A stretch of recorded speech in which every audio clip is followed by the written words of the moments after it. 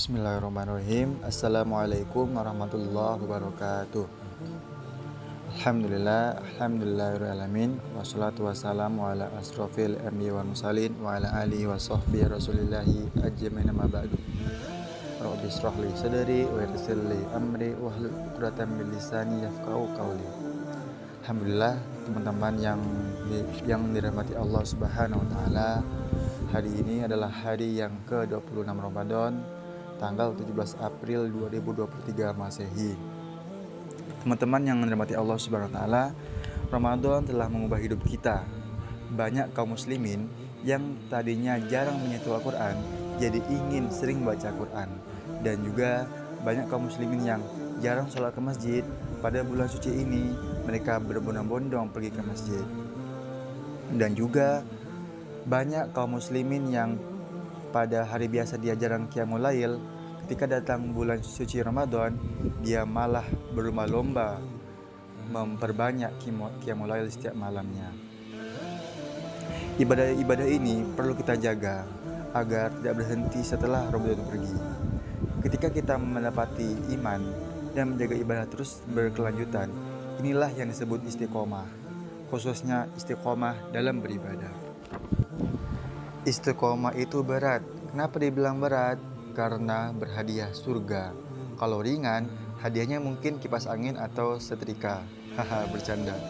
Dalam Quran surah Al-Ahqaf ayat 13-14 yang artinya, sesungguhnya orang-orang yang mengatakan Tuhan kami ialah Allah, kemudian mereka tetap istiqomah, maka tidak ada kekhawatiran terhadap mereka, dan mereka tiada pula berduka cita. Maka itulah penghuni-penghuni surga, mereka kekal di dalamnya, segala balasan atas apa yang telah mereka kerjakan. Teman-teman yang dirahmati Allah Subhanahu wa taala, dari ayat tersebut yang dibacakan tadi, menjaga iman di masa seperti sekarang ini, di zaman sekarang ini memanglah berat. Istiqomah di zaman yang banyak fitnah seperti ini tidak mudah. Namun disitulah tantangannya, disitulah tantangan dan perjuangannya. Beratnya istiqomah akan mengantarkan ke dalam surga abadi, dalam kebahagiaan selama-lamanya.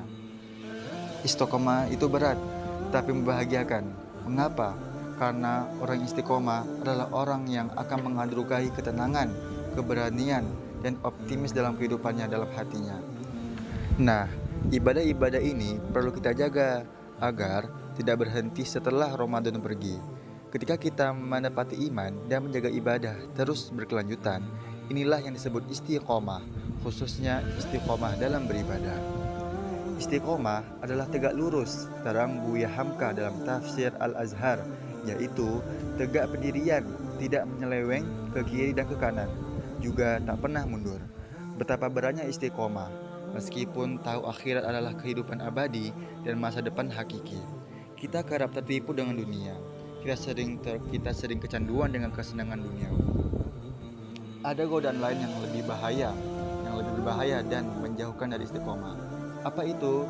Yaitu kecanduan mencari uang dan jabatan hingga menghalalkan segala cara. Ada yang korupsi puluhan miliar, ada yang menjual diri seharga puluhan juta. Nauzubillah min dzalik. Sungguh benar ketika Allah mensifati kehidupan dunia sebagai mata'ul ghurur, kesenangan yang menipu kita dari ketaatan, menipu kita dari ketakwaan, dan juga menipu kita dari istiqomah. Menyadari bahwa dunia adalah kesenangan menipu, membuat kita waspada. Ketika muncul godaan-godaan, kita sadar itu adalah tipuan yang bisa menjauhkan kita dari istiqomah. Maka dari itu kita pun segera kembali menguatkan ketaatan dan ibadah, kembali meniti jalan istiqomah. Teman-teman yang dirahmati Allah Subhanahu wa taala, istiqomah dalam beribadah meskipun kuantitasnya sedikit tetapi berkelanjutan, ia merupakan amal yang paling dicintai oleh Allah Subhanahu wa taala. Sedikit-sedikit lama-lama menjadi bukit. Seperti dalam hadis yang berbunyi, ahabbul a'mali ilallahi ta'ala adwamuha wa in qalla, yang artinya amal yang paling dicintai oleh Allah Subhanahu wa taala adalah amal yang berkelanjutan walaupun itu sedikit. Hadis riwayat Muslim.